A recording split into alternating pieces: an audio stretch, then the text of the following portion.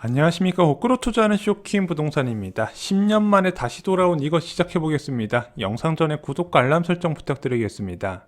자, 오늘 기사를 보는데 오랜만에 보는 용어가 있었어요. 바로 서울 하우스푸어의 비명, 월급 절반 집값 내는데 쓴다. 기사 내용을 좀 살펴보겠습니다.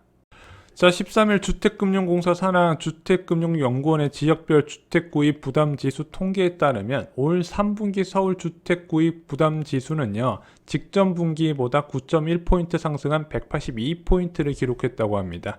주택구입 부담지수는 올 들어 연일 사상 최고치를 갈아치우고 있는데 이미 올 1분기 이전 최고치였던 글로벌 금융위기 당시 2008년 2분기를 뛰어넘었다고 합니다. 자, 이것을 쉽게 요약드리면요, 여러분들이 주택을 사실 때 그 이자 등의 부담이 크게 늘어나고 있다는 겁니다. 어느 정도 수준으로? 사상 최고치 수준으로 늘어나고 있다는 뜻이에요.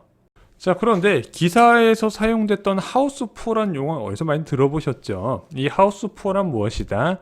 주택가격 상승 기대감에 과도한 대출을 포함해서 매수를 했는데 금리가 상승하면서 대출이자 부담이 늘어나며 빈곤한 생활하는 주택 소유주를 의미를 합니다. 그래서 원래 서울 아파트 갖고 있으면 그래도 중산층 이상으로 보는데 이 사람들은 지출을 많이 할 수 없는 가난한 사람으로 표현이 된다는 거죠.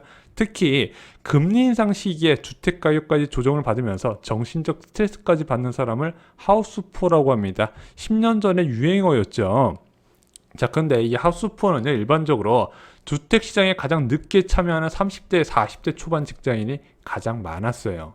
자, 왜 이런 하우스푸어가 생기냐? 주택가격 상승 기대감이 높을 때는 이자를 부담스러워하지 않거든요. 왜냐면은 집값 오르는 거에 비하면은 이자 부담은 껌이라고 생각을 합니다. 왜? 계속해서 상승했고 앞으로도 상승할 거라는 기대감이 있기 때문이었죠. 그래서 일반적으로 주택가격 상승 시기에는 대출 이자도 저렴하기 때문에 야, 이거 활용 안 하면 바보다 이런 생각에 너도 나도 대출을 많이 받아서 내 집 마련에 나섰다는 건데 그 대출 받은 금액이 워낙 크다는 거예요. 왜? 주택가격이 너무 많이 올라갔기 때문이죠.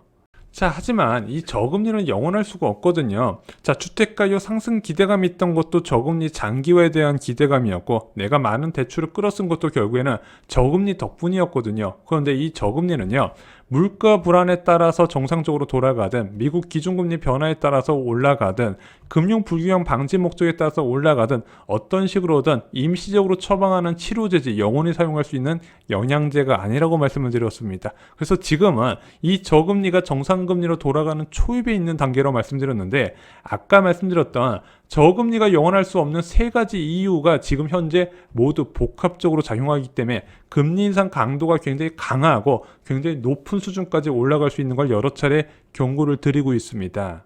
자, 문제는 주담대뿐만 아니라 신용대출까지 포함을 해서 대출을 많이 받았다는 거예요. 자, 특히 작년에는요, 은행 간 경쟁이 있으면서 한도 경쟁이 붙었어요. 그래서 본인 소득의 150%, 200%까지 해줬습니다. 자, 그런데 지금 한국 같은 경우는요, LTV 규제가 굉장히 강력해요. 서울 지역 같은 경우는 투기과열지구로 묶여 있고 이 투기과열지구는 9억 이하분은 40% 대출밖에 안 되게 됩니다. 그래서 이 신용대출을 포함해서 주택을 매수하고 내 집 마련에 나서신 분이 많아요. 그러면은 일반적으로 9억 주택 매수한 사람은 본인 자금 4억 2천에다가 신용대출 1억 5천, 주택담보대출 3억 6천을 받아서 전체 5억 넘는 대출을 확보했다는 거죠. 솔직히 예전 같았으면은 5억 대출 받는다 상상도 못할 일이었어요. 근데 이게 워낙 주택가격이 장기간 상승을 하고 저금리 장기화에 대한 기대감이 있다 보니까 사람들이 겁없이 마구마구 빌렸다는 거죠. 자, 근데 이 하우스푸어란 용어가 다시 언급되는 이유는 무엇일까요? 바로 대출금리 상승 때문에 그렇습니다. 진짜 대출금리가 정말 빠르게 치솟고 있어요. 자, 작년 8월 달이 대출금리 이제 가장 저점이었습니다. 그 이후로 진짜 쉴 새 없이 올라가고 있다는 거죠. 현재 주요 은행들의 대출금리 한번 살펴보겠습니다. 자, 먼저 우리은행의 주택담보대출금리 볼게요. 최저금리를 봐야 됩니다. 주택담보대출금리 최저금리가요 3.69%예요. 자, 그러면은 최고금리는 이거보다 훨씬 더 높겠죠. 그래서 뭐 5% 대출금리 거의 6% 수준이 되는 이런 얘기가 나오고 있는 거예요. 자, 그런데 주택을 사시는 분들은 대부분 신용도가 좋으신 분들이라서 이런 최저금리 수준에서 약간 더 가산된 금리를 적용받습니다. 그래서 아직까지는 뭐 4%, 5%대가 일반적인 주택담보대출 금리 수준은 아니에요. 그리고 KB주택담보대출금리도 보겠습니다. 최저금리를 봤더니 3.22%도 있어요. 신잔에 코피스를 적용할 경우에 3.2%대도 가능합니다. 그런데 이거는 최저금리고요. 또 내가 우대금리를 어느 정도 적용받을 수 있을지, 또한 가산금리가 어느 정도 책정될지 따라서 결정이 되는데, 작년 8월에 2에서 2.3% 기준금리였다면 현재는 그냥 일반적으로 3% 중반 정도 제시받는다 보시면 될 것 같아요. 물론 역사적으로 보면 기준금리가 굉장히 낮은 수준이지만 사람들이 생각하고 있던 2%의 저금리는 분명히 아니고요. 이게 대출금리가 3% 중반으로 넘어가면 슬슬 차주들이 부담스러워하는 수준까지 이르게 됩니다. 그래서 지금 수요자가 줄어들어서 이제 아무래도 아파트 거래량이 크게 감소한 거예요. 자, 주택담보대출만큼 중요한 신용대출 금리도 살펴보겠습니다. 먼저 우리은행에서는요, 3%대 금리가 있어요. 코리보 금리라 해서 이게 뭐냐면은 은행 간 거래할 때 적용되는 금리예요. 그게 지금 3개월 단위로 변환이 되는데 3.05% 적용돼 있죠. 이거 좋다고 대출을 받으면 3개월 뒤에 기준금리 인상한 거 그때 반영해서 고정금리 12개월보다 더 높을 수 있어요. KB 직장 등등 신용대출 금리 보면요, 3.6에서 3.7%가 적용됐습니다. 작년 8월에는요, 신용대출 최저금리가 1%대였어요. 지금은 3% 중반으로 2배 가까이 올라갔다는 거죠. 그러다 보니까 주택담보대출금리 그리고 신용대출금리 양쪽에서 동시에 거의 2배 수준으로 올라가네 이자 부담이 늘어날 수밖에 없다는 겁니다. 자, 그런데 차주들 대부분이 변동금리로 대출을 받았어요. 특히 올해 6월 같은 경우는요, 가계대출 변동금리 비율이 82%까지 치솟게 됩니다. 7년 반 만에 최고치예요.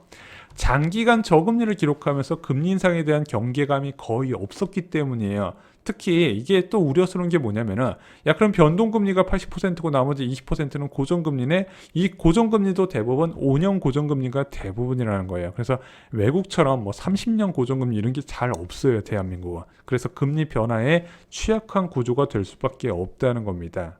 자, 주택담보대출 금리 변화에 따른 이자 부담 예시를 보겠습니다. 주택담보대출 3억 6천만 원을 빌렸다고 가정을 해볼게요. 30년 원리금 균등으로 받았습니다. 원래 2.1% 적용받았을 때는 이자 부담이 30년 동안 1억 2천만 원 정도가 됩니다. 그런데 3.5%로 올라가니까 이자 부담이 2억 2천만 원이네. 이자 비용이 1억 가까이 증가하게 됩니다. 3억 6천 대출에 이자가 2억 2천만 원이면 이거 쉽게 못 받겠죠. 그래서 지금 수요가 줄어들고 있는 겁니다. 자, 그럼 이 하우스 푸어가 매도를 해서 집값을 하락시킬까요? 야, 이거 이자 부담 너무 늘어나서 못 견딘다, 난 팔아야겠다, 이렇게 접근을 할까요? 근데 과거의 사례를 보면요, 하락세가 가속되어도 매도하는 경우는 드물어요. 왜냐면은 가족이 거주하는 집이니까. 그래서 집값 하락을 고스란히 견디다 온몸으로 담았는 사람들이 이 하우스 푸어예요. 그래도 내 집에서 살면 만족하니까 그냥 사람들이 살고 있거든요. 근데 이 사람들이 언제 매도한다 말씀을 드렸죠. 집값이 거의 반토막 수준으로 하락했다가 이게 계속 반등을 해요. 계속 반등을 하고 약간 수익이 나는 지점에서 생기게 됩니다. 그때 바로 매도를 해버려요. 그래서 과거 2006년부터 2008년까지 주택 매수해서 2012년, 2013년에 주택 거의 반토막 났다가 이게 반등을 했을 때 이 사람들이 언제 많이 매도했다? 2017년에 매도하신 분들이 꽤 많이 계셨습니다. 그래서 제가 계속 강조드린 게 주택가격이 앞으로 하락 압력을 많이 받을 거라고 강조드리지만 내 집에 잘 살고 있는 1주택자는 그냥 상관하지 말고 사시라고 말씀드렸어요. 왜? 올라가도 내 집이고 떨어져도 내 집이라는 거죠. 자, 그럼 투자자는 걱정이 없냐? 지금 아파트 30대 이하 매수 비중이요, 올해 41.8%, 거의 절반 수준까지 올라갔습니다. 원래 주택 매수 주체는요 40대였는데 이게 30대로 작년에 올해 넘어갔어요. 자, 그런데 이렇게 매수한 사람들이 다 내 집 마련한 사람만 있을까요?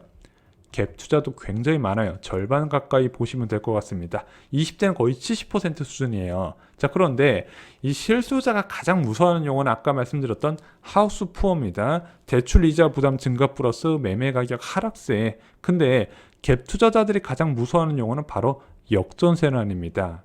자, 대출금리가 뛰는 거는요, 전세자금 대출금리도 마찬가지예요. 2020년 8월에 1% 후반이었던 전세자금 대출금리 현재 3% 중반 수준까지 적용이 됐습니다. 정말로 많이 올랐어요. 그래서 이번에 아마 연정하시는 분들, 대출금리 제한받고 깜짝 놀라시는 분들 많이 계실 겁니다.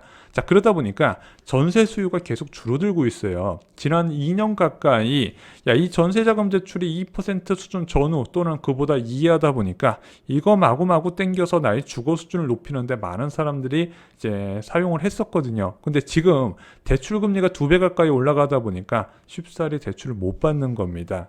자, 그런데 현재 집주인들이 내놓는 전세 호가는 0.5%, 전세자금 대출 금리 1.7%, 8%대 시절에 호가를 내놓다 보니까 이게 거래가 안 되면서 매물이 계속 쌓이고 있는 거예요. 그래서 1월달에 기준금리 추가로 인상되게 되면요, 아마 전세 가격 하락세 조금씩 나타나게 될 겁니다. 자, 물론 지금 당장은요, 선호도가 낮은 주거상품 중심으로 전셋값이 약세가 나타나고 있어요. 먼저 어제 재건축 아파트 소개해드렸죠. 그리고 오피스텔, 그리고 빌라도 굉장히 위험합니다. 문제는 지금이 시작이라는 거예요. 이게 끝이 아니라 이제 시작 초입 단계에 있는데 벌써부터 문제가 되는 상품들이 나타난다는 거죠. 갭 투자자들은요, 매매 가격 상승을 보고 접근하면 안 돼요. 뭘 보고 접근해야 된다? 전세의 가격을 보고 접근해야 돼요. 저희 쇼킹부동산 서적에 보시면 나와 있습니다. 갭 투자자는 전세 시장의 전망을 보고 뛰어드는 겁니다. 왜? 전세 가격이 불안하게 되면 나는 매도해야 되는 압력에 직면하기 때문이에요. 자, 사실상 1월 금리 인상이 확정된 상황입니다. 이제 한 달 정도 남았네요. 금리 인상까지. 자, 그런데 지금 정부에서 그 물가 상승을 억제시키려서 갖은 노력을 다하고 있습니다. 그래서 당장 기재부 중심으로 물가 상승률 관리 목표를 2%대 동결하고 공공요금 내년 상반기까지 동결을 검토하고 있다는 이야기가 나왔는데, 바로 산업자원부에서 도시가스 민수용 10% 요금 인상 계획 발표했죠. 자, 이게 내년 같은 경우는요, 공공 서비스와 그리고 개인 서비스 중심의 요금 상승 압력이 굉장히 가속화될 거예요. 그거 굉장히 위험한 상황이 지속이 될 겁니다. 진짜 무서운 거는요, 서비스 요금 인상이 무서운 건데 그게 내년에 나타난다는 거죠. 그러면은 아무리 못해도 1.75%까지는 봐야 된다는 거예요. 그 이상도 열려 있다는 겁니다. 이 기준금리가요, 매매부터 잡을까요? 전세부터 잡습니다. 그래서 오히려 하우스 푸어보다 갭 투자자가 더 위험한 상황이에요. 하우스 푸어는 지출을 줄이면서 버티면 돼요. 그리고 은행이 아무 생각 없이 대출해 준 거 아닙니다. 이 사람 대출해 줄 만한 사람한테 대출을 해준 거예요. 이 사람은 소득은 계속해서 늘어나게 됩니다. 그래서 하우스 푸어가 지급을 처분해서 주택 가격이 하락하는 경우는 거의 없어요. 하지만 갭 투자자는 다르죠. 역전세라는 좋든 싫든 매도해야 됩니다. 이 갭 투자자가 본인 자금에다가 전세 보증금만 포함시켰을까요? 당연히 신용대출 최대한 풀로 땡겨서 매수를 했다는 거죠. 그래서 내년 말부터 시작되는 서울 아파트 시장의 역전세 대란의 가장 큰 피해자는 30대 투자자가 될 것입니다. 그래서 30대 투자자분들 현금을 좀 미리 마련을 해 두시기 바랍니다. 자, 1차 민간 사전청약 특별공급 경쟁률이 나왔습니다. 저희 쇼킹부동산 블로그 자료실 경쟁률 커트라인 게시판에 저희가 올려두었습니다. 자, 이거 경쟁률 참고하시고요. 좀 양극화가 뚜렷하게 나타났어요. 그리고 저희가 민간 사전청약 공급계획도 청약정보 게시판에 올려두었거든요. 여기 보시면은 2차 민간 사전청약 이번 달에 진행됩니다. 그 정보 보시고요. 꼭 기회를 잡으시기 바랍니다. 특히 1인 가구 요즘 청약 문의 주신 분들 많이 계시는데, 1인 가구나 또는 소득초과 이제 특별공급 대상자분들은요, 아무래도 좀 눈높이를 낮추셔야 되거든요. 검단지고 괜찮습니다. 꼭 공부해 보시고 청약 기회를 잡으시기 바랍니다. 이상으로 영상 마치겠습니다. 좋아요, 구독, 공유 꼭 부탁드립니다. 감사합니다.